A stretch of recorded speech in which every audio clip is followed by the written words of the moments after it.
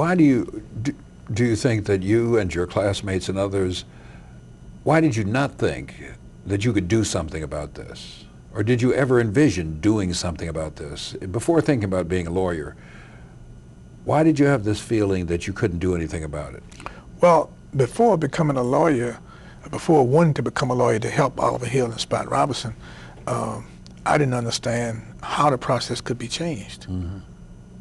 When I heard the Margaret case and heard what they were trying to do, then I realized that this was a way we can change this. And that was one of the reasons I wanted to be a lawyer.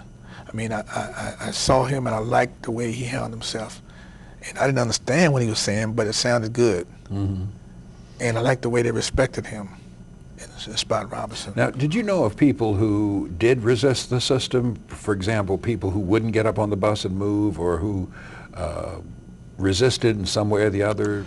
Did you hear of those, or people talk about those kinds of things? Yeah, there were fair-skinned African Americans who passed, and I knew some of them. I knew they would go in the White Tower, which was a local fast food hamburger chain, and we all knew that. I won't call his name because he's still around, but blank blank could eat at the White Tower, and he looked white. Yeah. Or there were fair-skinned people who went to the Marsh, the seating arena, and went in and sat with white people, and no one ever knew the difference. We knew about that, and we laughed and joked about it. But, and there were instances of people getting arrested, but they were rare. Did you know about the Irene Morgan case? The woman who... Well, I read about it. Mr. Hill was involved. Was our lawyer. Yeah. 11 years before Rosa Parks. Right.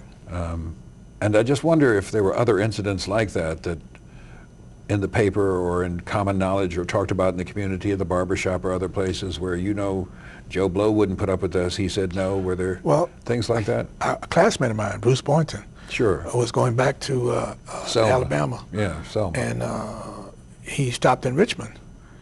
And they tried to segregate him, and he wouldn't move. He wouldn't use the black facility. And they arrested him. He called Oliver Hill, and they called Clarence Newsom, because Oliver wasn't available at the time.